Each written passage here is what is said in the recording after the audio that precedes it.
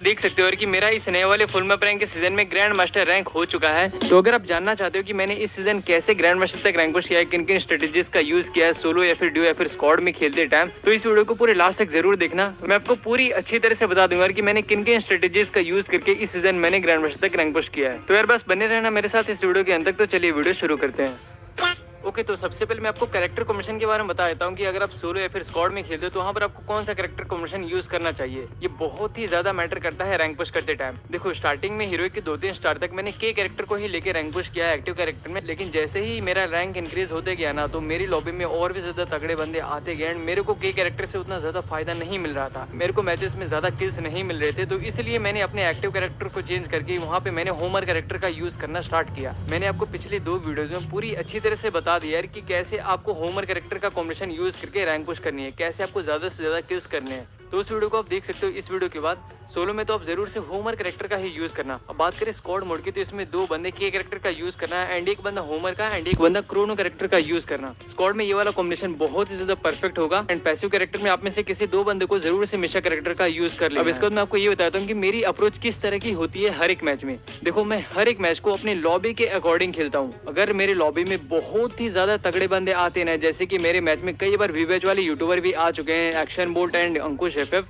तो अगर ऐसे तगड़े बंदे आते हैं ना आपकी मैच में तो आपको पूरा मैच में होल्ड करके खेलना है। आपको फाइट सिर्फ लास्ट जोन्स में लेनी है। स्टार्टिंग में आपको एक सेफ जगह पे उतर के अच्छी तरह से लूट कर लेनी है एंड वहां पर अगला जोन बनने तक होल्ड करते रहना है। जैसे ही अगला जोन बनता है ना तो आपको जोन को कवर करना स्टार्ट कर देना है। एंड वहीं अगर लॉबी नॉर्मल आती है ना तो हम वहाँ पे थोड़ा फ्रीली खेलते हैं एंड हम स्टार्टिंग में भी फाइट ले लेते हैं, जिसकी वजह से हमें उस मैच में ज्यादा किल्स मिल जाते हैं। तो ये चीजें आपको बहुत ज्यादा ध्यान में रखनी है। जब लॉबी बहुत ही ज्यादा तगड़ी आती है ना तो लास्ट जोन में भी ना लगभग 40 बंदे अलाइव रहते हैं। तो ऐसे टाइम पे आपको होल्ड करके खेलना बहुत ही ज्यादा जरूरी होता है। एंड अगर अगले मैच में आपकी लॉबी नॉर्मल आती है ना जिसमें थोड़े नूब बंदे होते हैं तो उस मैच में आपको ज्यादा से ज्यादा किल करने का ट्राई करना है। अब तीसरे टिप में हम बात करते हैं लूट की। लूट काफी ज्यादा इंपॉर्टेंट पार्ट होता है मैच का। अगर आपका लूट बढ़िया होता है ना तो आप काफी आसानी से किसी भी बंदे को मार सकते हो एंड आप काफी अच्छा प्लस कर सकते हो। एंड वहीं अगर आपके पास अच्छा खासा लूट नहीं होता है तो आपको बहुत ही ज्यादा दिक्कत आएगी रैंक पुश करने में। लूट में देखो जो सबसे ज्यादा इंपॉर्टेंट चीज है वो है vest and helmet. Vest and helmet पे आपको बहुत ज्यादा ध्यान देना है। अगर आपके पास लेवल 3 या फिर लेवल 4 की वेस्ट एंड हेलमेट होती है ना तो आपको बहुत ही ज्यादा एडवांटेज मिलेगा फाइट लेते टाइम। आपके ऊपर जब एनिमी फायर करेगा ना तो आपको बहुत कम डैमेज पड़ेगा। तो इसीलिए ना आपके पास कम से कम तो लेवल 3 की वेस्टर्न हेलमेट होना जरूरी है। लेवल 3 की वेस्टर्न हेलमेट तो आपको काफी आसानी से आर्सेनल में मिल जाती है। आपको स्टार्टिंग में ही 600 एफएफ कॉइन में एक आर्सेनल के लिए लेनी है वेंडिंग मशीन से एंड उसको जैसे ही आर्सेनल ओपन होता है ना तो आपको जल्दी से लूट कर लेनी है। अब वेस्टर्न हेलमेट के बाद गन कॉम्बिनेशन काफी ज्यादा मैटर करता है। शॉर्ट रेंज में मैं आपको सबसे ज्यादा M1014 प्रेफर करूंगा, क्योंकि इसे जब आप लेवल 3 तक अपग्रेड करके यूज करते हो ना तो बहुत ही ज्यादा तगड़ी चलती है। M103 के आगे कोई भी गन शॉर्ट रेंज में नहीं टिक पाती है। एंड इसी के साथ अगर आप एक SMG प्लेयर हो ना तो आप वहाँ पे MP53 या फिर P90 का यूज कर सकते हो। P90 अभी के टाइम बहुत ही ज्यादा तगड़ी गन बन गई है। इसमें आपको ऑटोमेटिकली साइलेंसर मिल जाता है एंड इसका एक्यूरेसी एंड डैमेज भी बढ़ा दिया गया है, तो इसे भी आप जरूर से यूज कर सकते हो। अब लॉन्ग रेंज गन्स में मैं आपको सबसे ज्यादा M60 प्रेफर करूंगा। M60 को भी जो आप 3 लेवल तक अपग्रेड कर लेते हो ना तो ये बहुत ही ज्यादा खतरनाक चलती है। एंड M60 को ना आप हमेशा क्राउच करके यूज करना, ये काफी ज्यादा बढ़िया चलेगी। और आप M60 के साथ ग्रोजा X का भी यूज कर सकते हो। अगर आपके मैच में डिस्काउंट आता है ना वेंडिंग मशीन पे तो आपको वहाँ पे जरूर से ग्रोजा X परचेज कर लेनी है। 400 FF कॉइन में आपको ये गन मिल जाएगी। मैंने इस सीजन सबसे ज्यादा ग्रोजा X का ही यूज किया है। अब वहीं अगर आप मार्क्समैन राइफल चलाते हो तो आप वहाँ पे SVDY का यूज कर सकते हो। अब फोर्थ टिप में देखो, अगर आप किसी बंदे से फाइट ले रहे हो एंड फाइट लेते लेते अगर वहाँ पे और भी दूसरे बंदे आ जाते हैं ना तो आपको वहाँ से ना सबसे पहले एस्केप होने का ट्राई करना है। अगर आप वहाँ पे फाइट लेते रहोगे ना तो आप उन दोनों के बीच सैंडविच बन जाओगे। इस सीजन के हर एक मैच में जब भी हमारे साथ ऐसा सिचुएशन हुआ है ना कि फाइट लेते टाइम वहाँ पे हमारे साथ थर्ड पार्टी हो जाता है तो हम वहाँ से खिसक जाते हैं। हम वहाँ पे फाइट को कंटिन्यू नहीं करते हैं, क्योंकि देखो फाइट लेते टाइम अगर आपको आगे एंड पीछे दोनों साइड से डैमेज पड़ने लगेगी ना तो आपके लिए वहाँ पे बचना काफी ज्यादा मुश्किल हो जाएगा। तो इसीलिए वहाँ पर आपको जल्दी से जल्दी एस्केप होने का ट्राई करना है। अगर आपके पास लॉन्च पैड होता है ना तो आपको जरूर से लॉन्च पैड का यूज करके जल्दी से कहीं भी चला जाना है।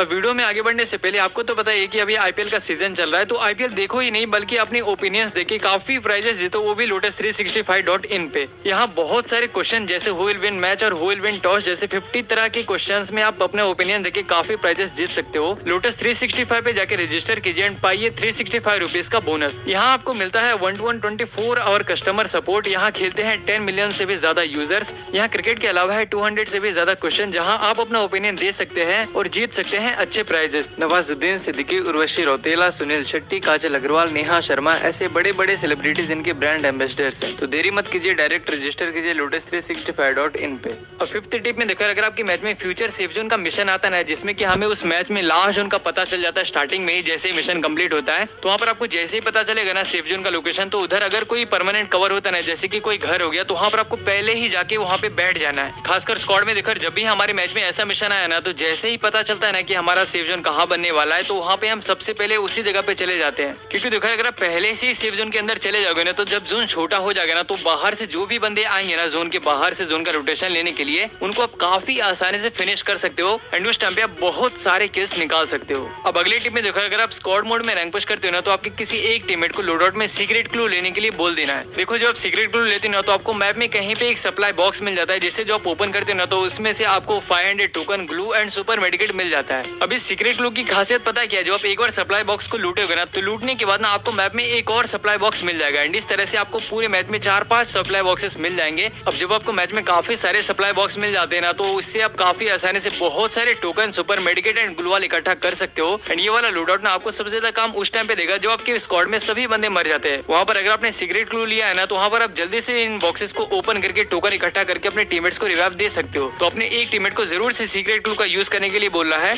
अब 7th टिप में देखो, अगर आपका जोन आपसे दूर बनता है ना, तो आपको हमेशा जोन का रोटेशन जोन के एज से ही लेना है। आपको सीधे बीच से जोन को नहीं कवर करना है। अगर आप किनारे किनारे से जोन का रोटेशन लोगे ना, तो वहाँ पर आप काफी सेफ तरीके से जोन के अंदर पहुंच जाएंगे एंड वहाँ पर आपको बहुत कम बंदे मिलेंगे। एंड लास्ट जोन्स में आपको हमेशा परमानेंट कवर के ही पीछे रहना है। अगर आपके पास परमानेंट कवर नहीं होता है ना, तो आपको वहाँ पे रिच का कवर लेना है। अगर आप रिच का कवर लेके सामने वाले एनिमीज पे फायर करते हो ना, तो वहाँ पर आप काफी आसानी से उस बंदे को फिनिश कर सकते हो।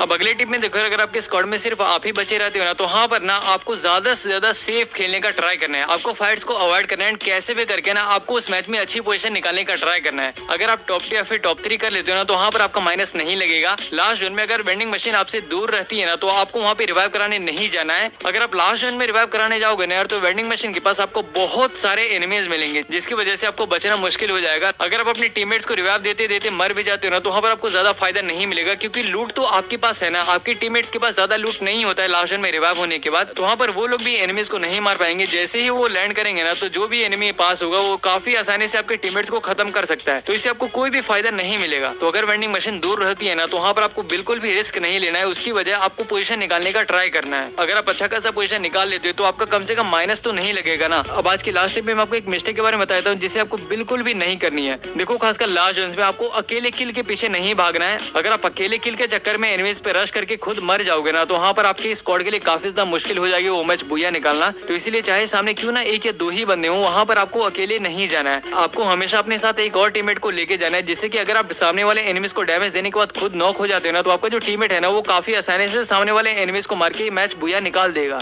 तो इस चीज का आपको बहुत ज्यादा ध्यान रखना है। अब दूसरी मिस्टेक की बात करें, तो देखो, जब आप एक बार मरने के बाद दोबारा रिवाइव होते हो ना, तो वहाँ पर आपको वापस अपने लूट पे कभी भी नहीं जाना है। अगर आप वापस अपने लूट पे उतरते हो ना, तो 90% चांसेस में आप वहाँ पे मर जाओगे। क्योंकि देखो, जो एनिमीज होती है ना, वो भी काफी ज्यादा चालाक होती है। वहाँ पे किसी कवर के पीछे छुप के आपका ही वेट करते रहते हैं। जैसे ही आप वहाँ पे अपने लूट पे उतरते हैं ना, तो आपको काफी आसानी से मार देते हैं। तो ये मिस्टेक आपको हर एक मोड में अवॉइड करना, चाहे सोलो हो गया या फिर डुओ हो गया या फिर स्क्वाड हो गया। सोलो में जब आप फर्स्ट 3 मिनट में ही मर जाते हो ना, तो आपको वहाँ पे दोबारा रिवाइव मिल जाता है। तो दोबारा रिवाइव मिलने के बाद ना आपको किसी सेफ जगह पे उतर के लूट करनी है। आपको वापस उस जगह पे नहीं जाना है। तो यार, ये थे सारे स्ट्रेटेजीज जिन्हें मैंने यूज किया रैंक पुश करते टाइम। अब अगर आपको वीडियो अच्छा लगा हो, तो इसे एक लाइक जरूर कर देना। अगर आप हमारे चैनल पे नए हैं, तो इसे सब्सक्राइब भी कर देना। तो तब तक के लिए बाय बाय, मिलते हैं एक और वीडियो में।